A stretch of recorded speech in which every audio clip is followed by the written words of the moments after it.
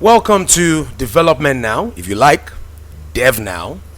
And of course, Dev Now is a 360 media platform that seeks to amplify the success stories of development agencies in such a way that you and I can actually see ourselves in those stories. I mean, when you talk about development, for those who may not know, those people that you refer to as those NGO people, those civil society people, they make up the development sector, hence the name development, right? And then now, because you like the microwave generation, you like the microwave thing, we want everything now, hence the podcast setting, hence the way we're dressed, and every other thing that comes with it. So it's been done in an easy to consume manner. In the development sector, lots of numbers, lots of statistics have been thrown in your direction. Sometimes you can't make sense of them. So on this platform, we'll make sense of them. What we do is bring the implementers, all right? That is those that you refer to as those NGO people. We bring them on set, we speak with them, and we try to make sense of what they're doing and the impact in the society. My name is Bumi Afolabi, also known as Mr. Speaker. Since we started development now, people started calling me Mr. Development, and glad to have you here on Dev Now. I'm not alone. As always, I have my co-host, the beautiful, the delectable Uguna Uwajumobu. I love our son name for obvious reasons. Welcome again to Development Now. As I like to say, Dev Now. We love to highlight success stories as well as challenges. You know, we're not all about talking about success. That's right. We talk about the challenges and how we can change things. I think this show is all about change. It's exciting. Welcome. We have a great guest today. It's definitely an episode worth watching. Yeah. Thank you, Ugona. So like Ugona said, we have a guest. As always, I'm sure you can see her looking beautiful in front of the camera. When she starts emitting the kind of work she does, you'll be shocked. And that's the beautiful thing about the development sector. They don't write it on their forehead like, we work in development, we make impact, we are doing big things. Do you get? You see all of them just, sometimes they look unassuming. Yeah. But when they let you know what they do, you wonder, why is this not being amplified? And that was one of the reasons why we had to come up with Dev Now. So we have our guest here. She's the CEO, Woot Lab Foundation. Woot woot. She begged me not to do this, but every time I see, in fact, last time she warned me, she said, "I will change the name of this foundation because of you." Well, she deserves her flowers. Yeah, of course. So her name is Chioma Okoro, and she's the CEO, Woot Lab Foundation. Chioma, you're welcome to Dev Now. Thank you. It's great to be here.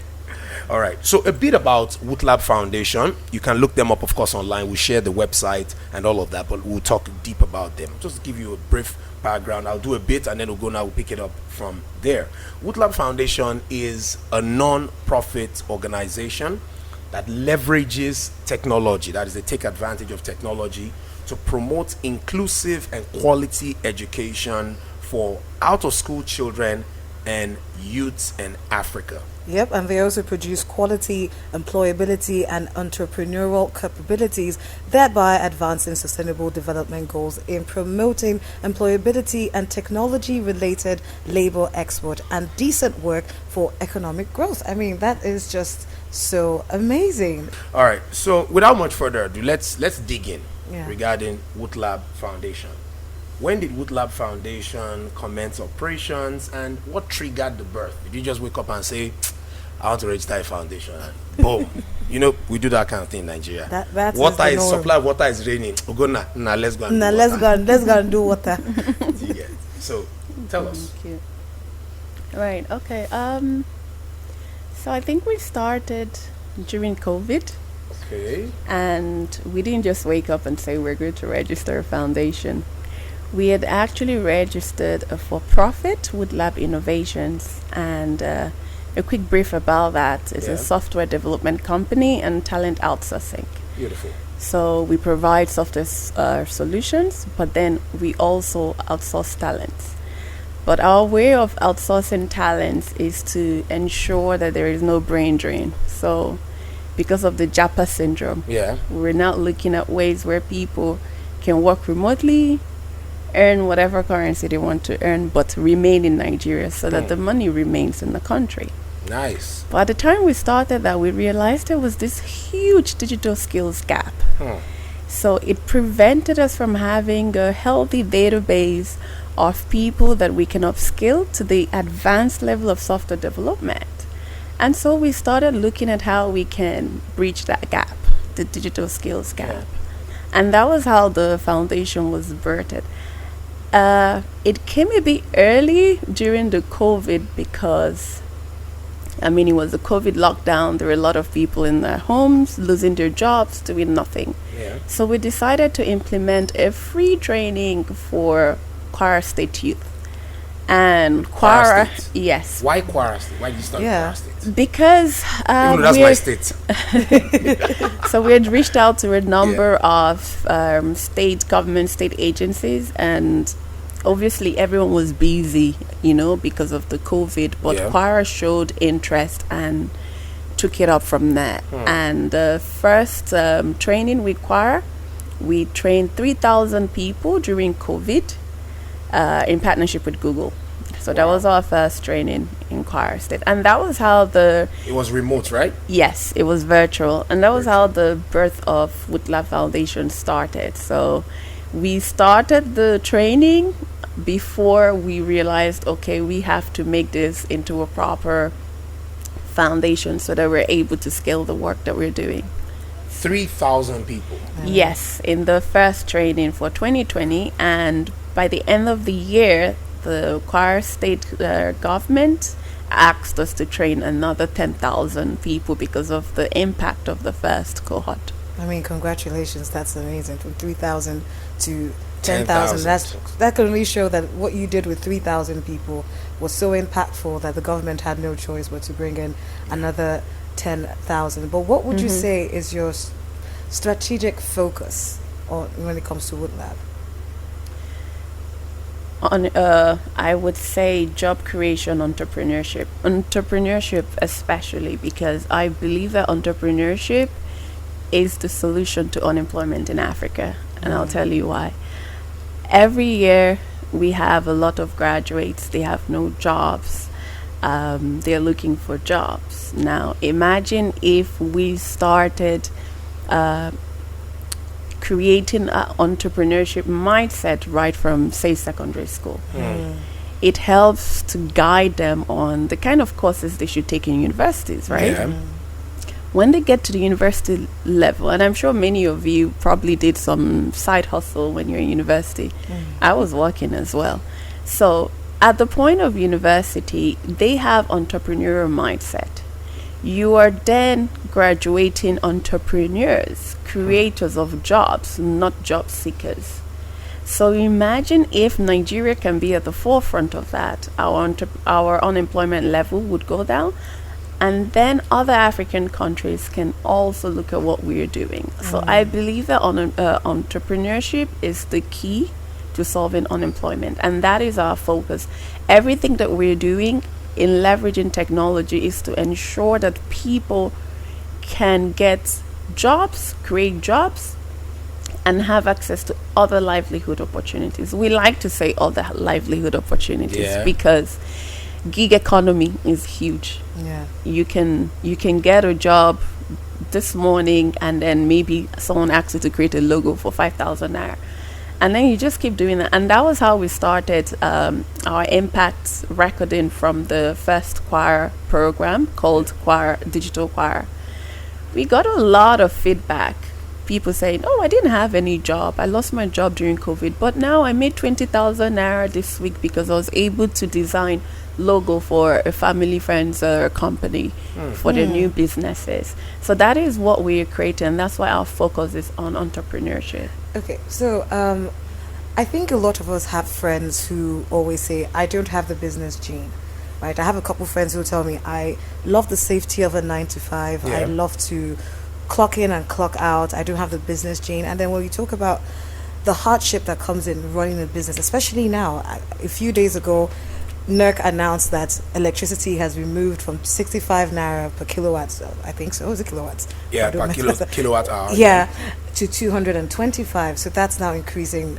That makes it harder for people to run businesses. How do you inspire people to want to be businessmen and women when people I'd rather just stay in somebody's company and earn my 30,000 or 300,000? Some people say, why would I Well, like When I go through all that stress, all let that me stress. Why can't I just sit stay down, there. clock in and clock out? So how do you inspire these people to be business minded? I think the labels are a problem in Africa. We put a lot of labels. You've introduced me as CEO of Woodlab Foundation. You hardly hear me say that because once you put a label, the way people perceive you changes. The same thing with business. When we started our organization, we got a really nice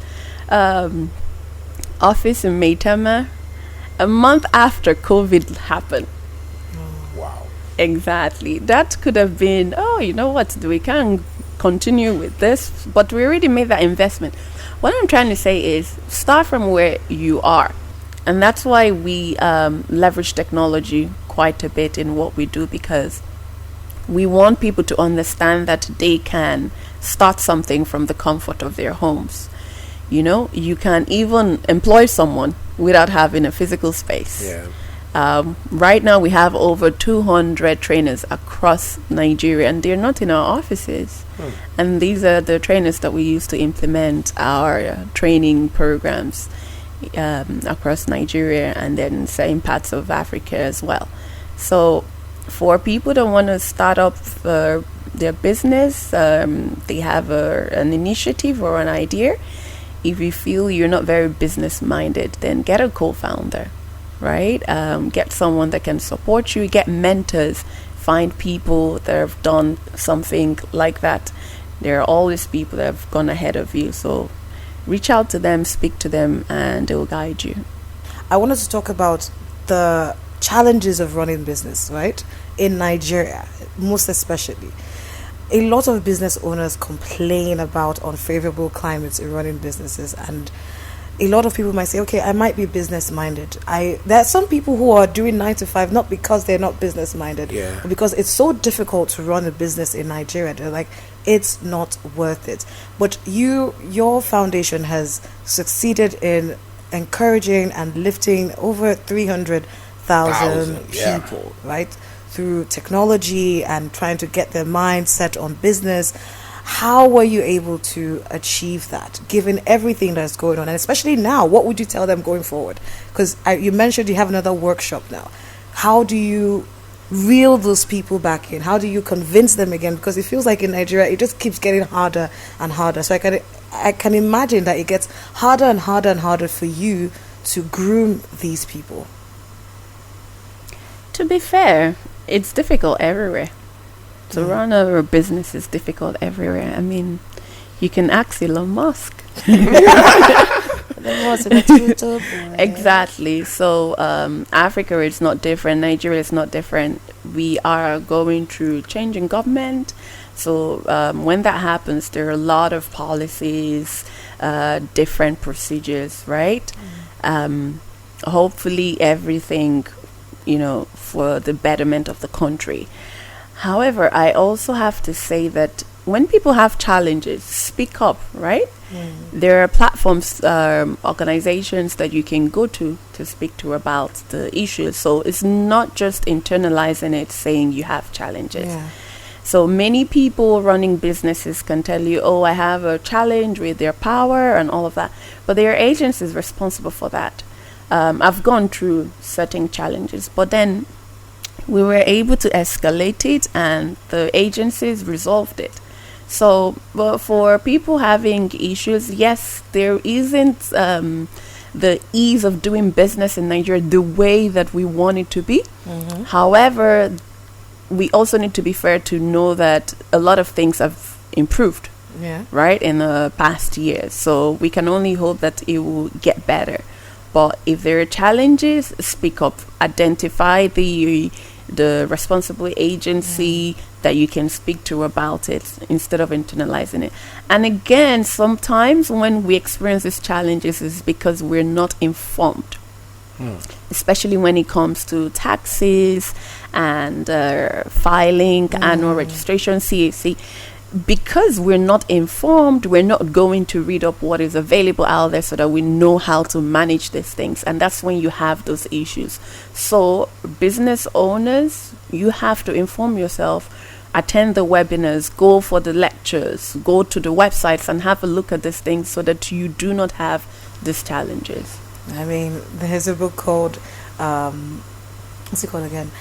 The Obstacle is the Way. It's a book by Ryan Holiday, and it kind of tells you that the biggest and the best businesses are usually born in the most turbulent times. Yeah. So, I agree with what she says. Go to the webinars. There's some ideas that just fall off. They're like, oh, wow. So yes. True that. Okay, so now, of Africa's nearly 420 million youths, aged between 15 and 35, that is, 1/3. We're going now, you're a youth. I am a youth. Yeah, youth. I'm a youth. Okay. I don't know about you, man, but I'm a youth. I'm a All right. sexy So, youth. of that number, 420 million, which fall between ages 15 and 35, 1/3. Now, so we talked about throwing a lot of figures and stats. That's why you see me talking gently so that you can pick every bit of what I'm saying. 1/3, that is 1/3, are unemployed and discouraged. There's over 130 million. Good, she went to school. Then another third are vulnerably employed. You know what that means? No jobs. That means job security is not there. We have issues with policies in Africa, even in the workspace and all of that. And then only 1 in 6. So if you line up 6 youths, right, 1 out of those 6. I'm doing this for our viewers. They don't like a lot of stats, so we're trying to break it down. 1 in 6 is in wage employment. That is, they're sure whether it's weekly they pay or monthly or whatever. What makes you think tech is the way to go? I think it's obvious. So step away from Nigeria, step away from Africa. Let's look at global and have a look at Fortune 500 companies. Look at the fintechs. All these companies, right? The startups that became big, they're all leveraging tech, right? And then you have a look at what we're in the fourth industrial revolution, right? And we have a lot of AI, predictive AI, generative AI. If we don't leverage tech, we're gonna keep playing catch up. So while the rest of the world is going ahead, we're playing catch up. We shouldn't be looking at just getting everybody to get a job. Doesn't matter the kind of job. We should be looking at focusing our education on our youth to make them globally competitive, because that is how we can improve Nigeria and that is how we can improve Africa. So yes, I think that tech is the way to go. I don't know if any of you saw the newsletter from Gates Foundation a few days ago. He laid off his entire foundation team and replaced them with Microsoft Copilot. What? Okay, I'm yet to see that, Wow. but man, that is something. Wait, could you elaborate on that? Because that is crazy. I can't really elaborate on that because I'm not with the Gates Foundation, Wow. but it was a newsletter and I thought it was really So that's interesting. Thousands But of people out of a job. yeah, but I mean, it's not like they just laid them off. I'm sure they got some nice packages, and then on the newsletter, there are also plans on how to help them, so that they're able to get other opportunities. So I think they have their And they probably would have their even exit plan. alerted them, Yes. letting them know that this is going to happen at this point. Exactly. I'm guessing. I'm not speaking for them. but Yeah, I'm just so guessing. it's very likely. So they've just replaced their entire foundation with Copilot. So when you see things like that happening and you're still asking if tech is the way to go, I think it's a bit obvious now that we should be on top of the current technologies. The challenge that we have in Africa is we have a lot of underserved communities, and majority of our youths, they fall under there. So Then we're looking at the language barrier. A lot of the new texts are in English. So what are we doing? Are we teaching people in English, or do we have to use local languages? And that is why we're going to keep playing catch up, right? And that's why a lot of people do not realize the importance of technology, the importance of performing basic. Now, a few weeks ago, the banks, right? They wanted us to link our NIN, BVN with the banks and all of that. Yeah. And there was this process, the forms. Now, can you imagine many people are not able to perform that? To fill the form. To fill the form. So they are at the mercy of some other people to help them. But then they are at a disadvantage because people can take advantage of them very easily. They can tell them to pay for it. They can steal their data from there. Yeah. So, yes, tech is the way to go. If we need to catch up globally, because why are the Western countries leveraging tech so much and we're not? There is something that they're doing that we don't know.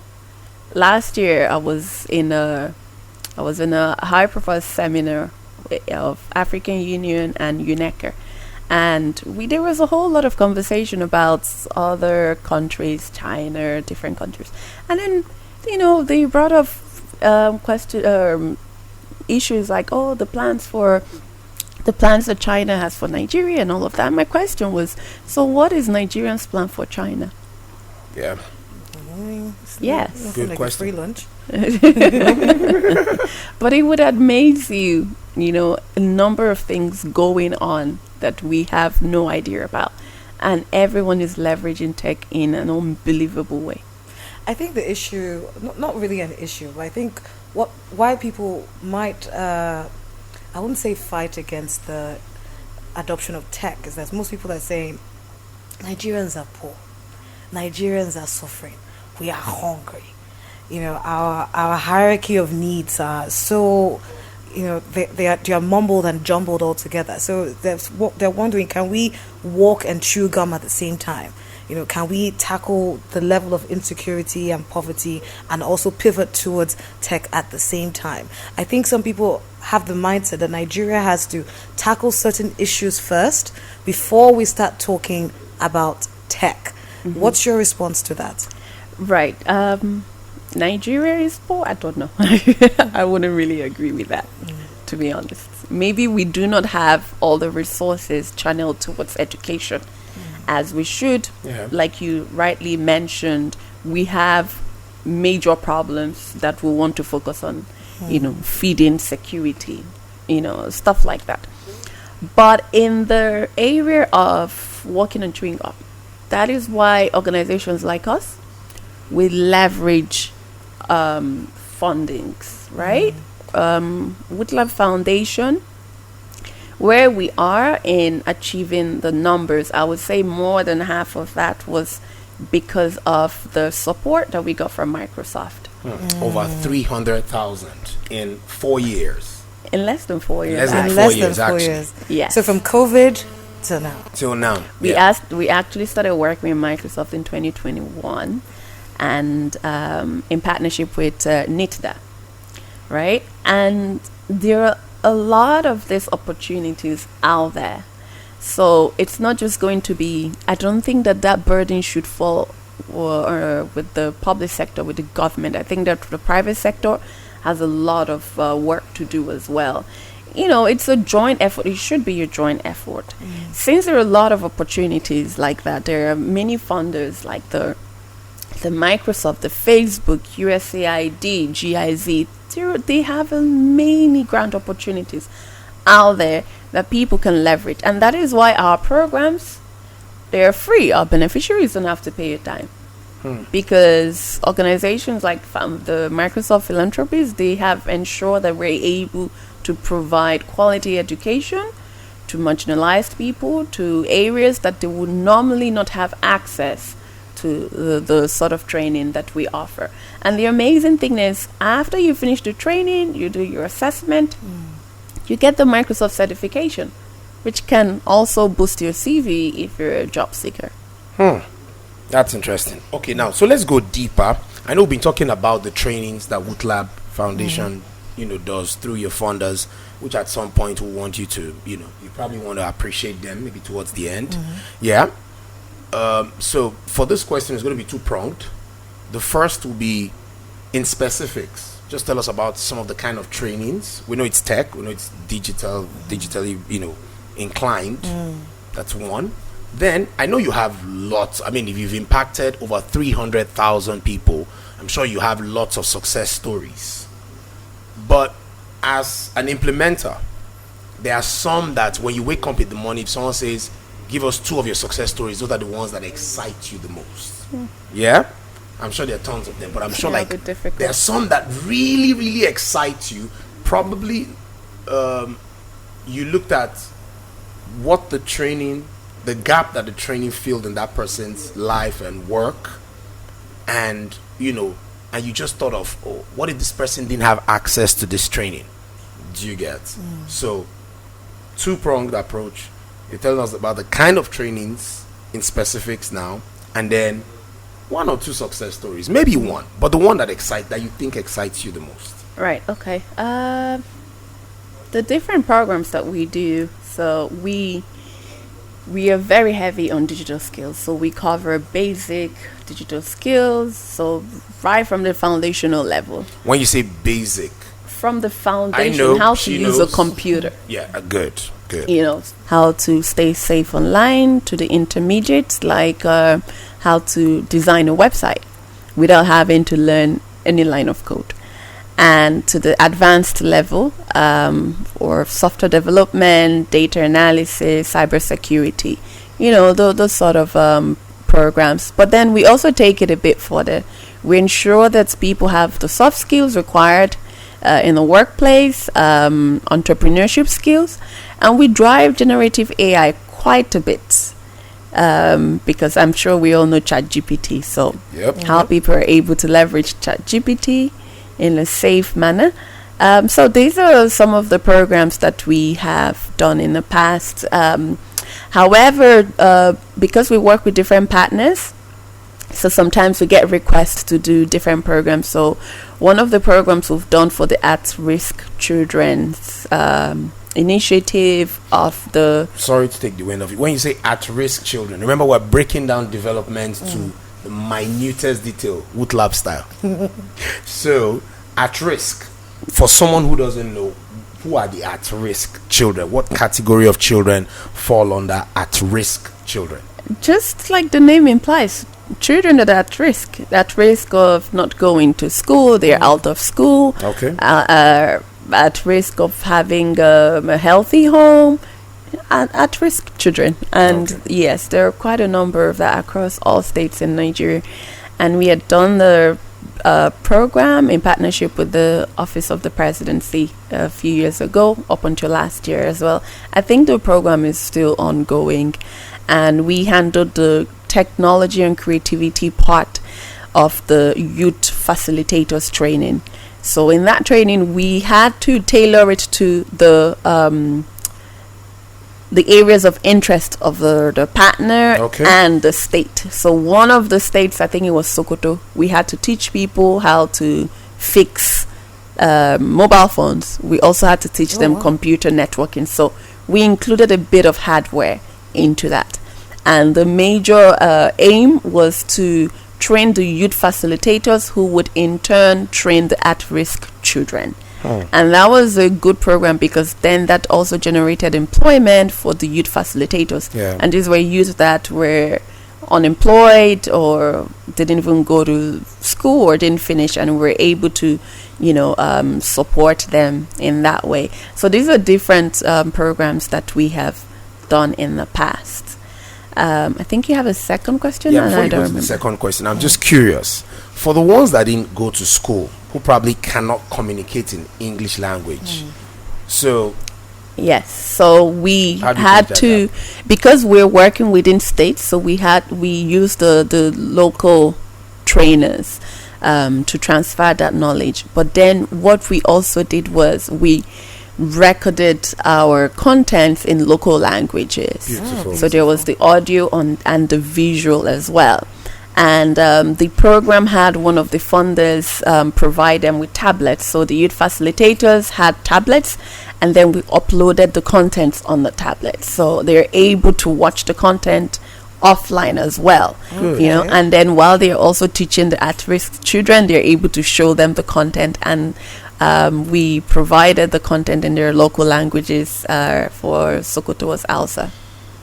Interesting. You see, now if we didn't have the privilege of having Chioma here telling us about this, we probably wouldn't know. You probably wouldn't know that this much is actually going on behind the scene.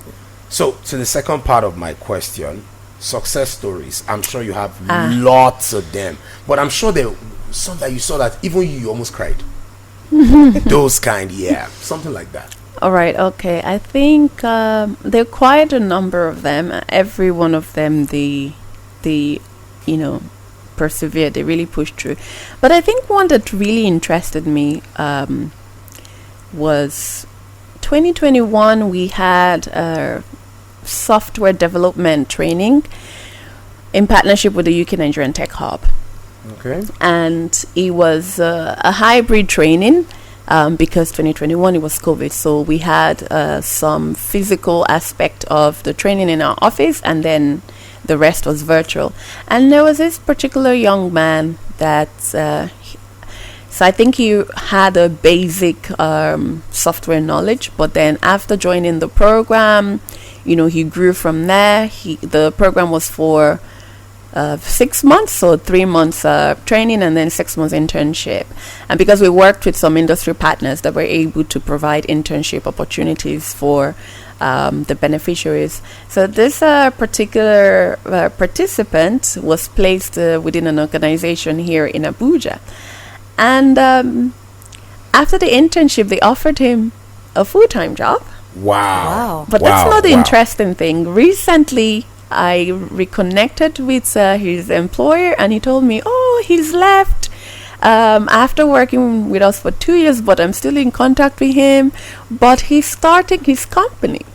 Wow. That's like from 0 to 100. Yes. Nice. Yes. So that was really impressive, because seeing this young man starting that journey during COVID, and as of 2024, he's setting up his own company. I couldn't be more impressed. Talk about a second chance in life, and then turning it around. It's amazing. Amazing. Yeah. So maybe he can be one of your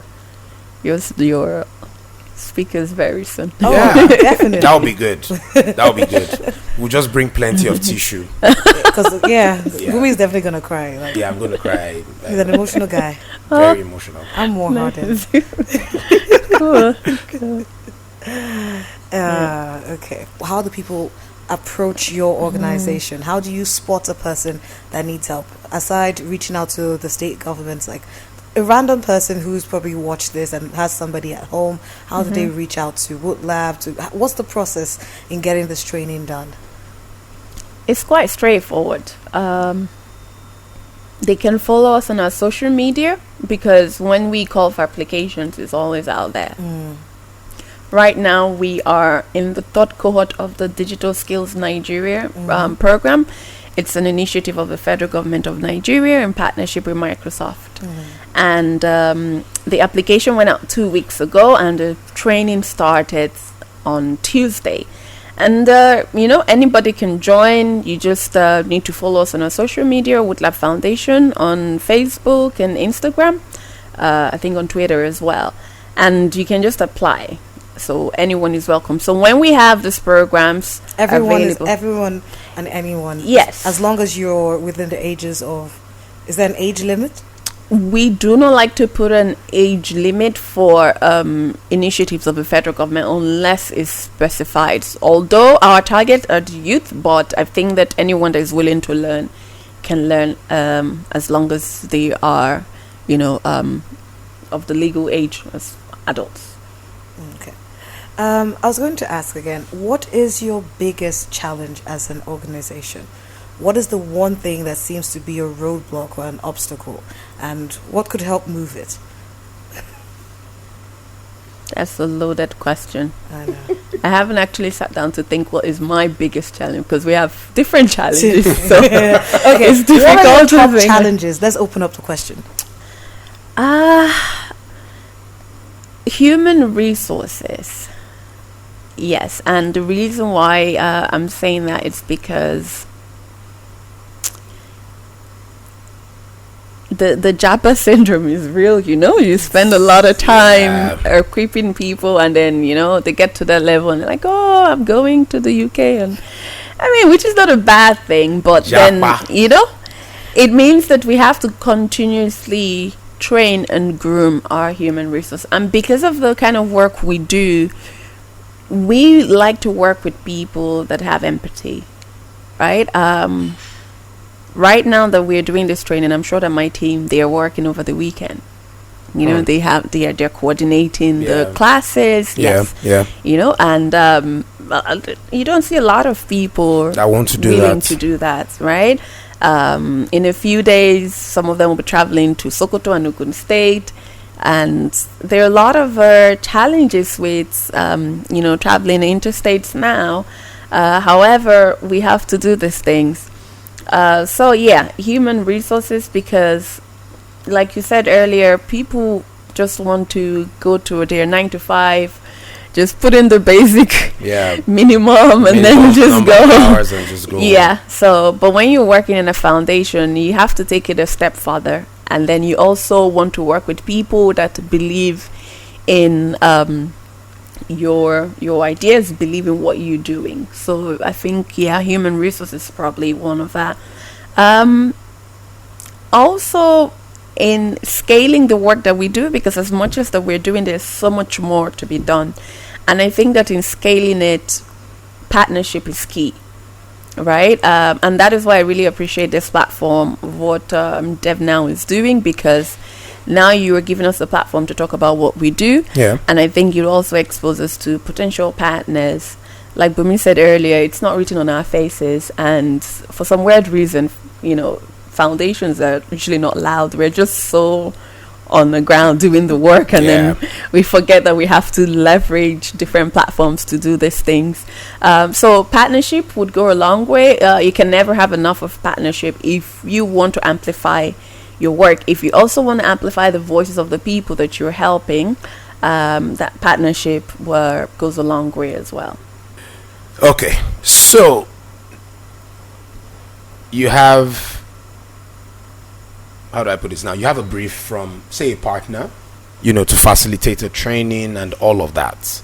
Now, I wouldn't know, or rather, we wouldn't know. When I say we, I mean, viewers of DevNow wouldn't know if those briefs actually come with the strategy you are to deploy to make it happen. Now, why I'm asking that is this: in the development space, people who are not in the space feel everything is plug and play. They don't know that the implementers encounter all sorts of challenges. So this question is around: is there a strategy you've ever deployed that didn't work? How did you come out of that? What did you Lessons learned. So there is no one size fits all, especially if you're all about the impact. You want to have a more human-centered design of your implementations, right? I remember when we started, because we wanted to build a healthy alumni system, and also drive technology, we decided to use Slack. Slack? Yes. Okay. Right. So Slack for communication. So Slack is what we use in our office. If you want to communicate with anyone, you can create different channels. So maybe you have a different department, you can create that. You can make calls, video, whatnot. And if you have people working remotely, as long as everyone is active on Slack, you can just communicate with them. It's like a platform to chat and make calls. Okay. Okay. And because it allows you to have many people on the platform. So when we started our program, we were trying to get our people, our beneficiaries, to be on Slack so that it's easy for us to communicate with them, as opposed to text messages or emails, because some of them do not check their emails. And we felt that it was also a way to introduce them to platforms like Slack for, teamwork, communication, even for project management. You can use that. But then it was quite difficult because many of them, they had the challenges with utilizing Slack. And Slack functions in a way that when you send out invitations, a specific amount of people should have accepted before you were able to send another. More invitations. So that delayed our process of getting the participants in the Slack group before the training. And when we started the training, we did like a poll, right? With the questions like, what platform do you think will be best for communication? So we put WhatsApp, we put Telegram, Slack, and all of them, like 90% just went on Telegram. So right now, we're utilizing Telegram. And that has really helped. Instead of Slack.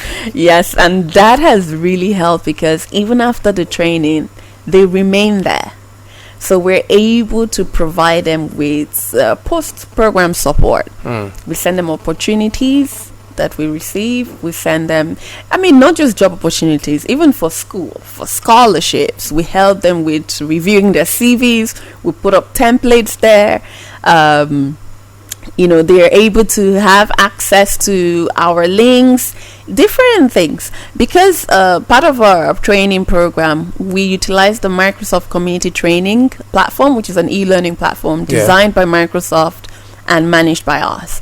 And when they have the link, they can go on the platform and they have access to different training materials for free. Yes. So that alumni platform now that we have on Telegram helps them to have access to all of this. And when we have new course contents there, they are able to just go alerts them, and then everybody goes there. Yes. Wow. Nice. Amazing. Okay, so what do you wish people knew about your work and your tech in general as we wrap this up? Yeah, knowing that there are people like us out there doing the work, and we're not just focused on the big cities, the Abujas and the Lagos, right? Knowing that there are people providing access to this quality education and opportunities for entrepreneurship and employment, and they're able to leverage it without having to pay anything. Without having to pay anything. I think that's one of the highlights there, without having to... It's free. It's free. Somebody's paid for it. So, talking about not having to pay anything, somebody somewhere is paying. Yeah.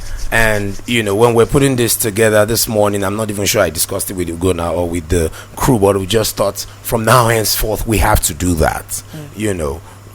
This is a platform that you've used to showcase your work, which is one of the reasons why we put this together. But we also want the brands of the funders. We know it's already out there, but we also want it out there. An organization like yours, you mentioned, with the impact of over 300,000 people in less than 4 years, you probably wouldn't have been able to do that much if you didn't have these partners supporting. So now is a good place to just reel out their names. Oh, it's a long list. Honestly, I could print the list and give it to you. And then you have to do a different podcast just listing all the names of the people. Okay, so probably since there are that many, we'll just get the editor, we'll get all the logos, and then just slap them on the screen. Yeah. So that's what we're going to do. So I would say that the federal government and Microsoft, they as much as a lot of people do not know, but the federal government of Nigeria, they have done quite a bit in promoting technology, promoting digital upskilling for youth in Africa, youth in Nigeria. There is there is a new program coming up. I'm sure you've heard it, a new project, iDice.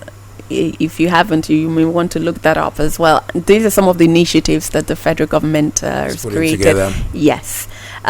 So for us, a lot of work that we've done has been heavily supported by Microsoft in partnership with the federal government.